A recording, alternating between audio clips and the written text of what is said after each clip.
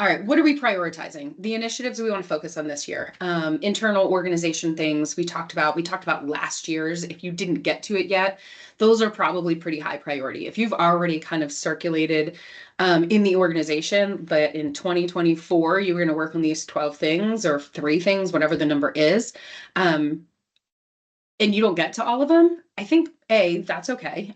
Jala talked about COVID, right? So COVID happens and we're not going to be ready for it. Well, hopefully it never happens again, or something like it. But, things happen that, change how we look at things.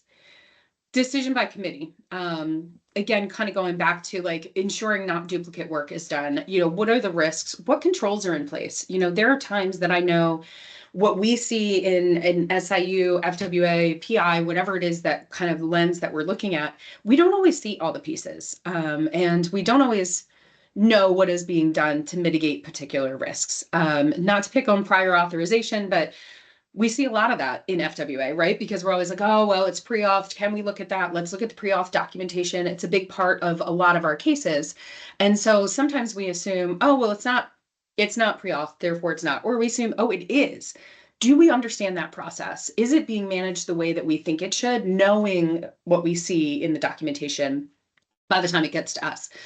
So again, inviting the right people to the table in order to have those conversations to make sure. I've been in a lot of these conversations where we've had somebody say in claims, oh, actually, we just put an edit in 3 weeks ago that is now not going to let that happen anymore. Well, congratulations. You can check that off your future box. You may go back and maybe look for some of those things, right? Like, doesn't mean it's gone, but it's probably not as big of a risk or big as a priority.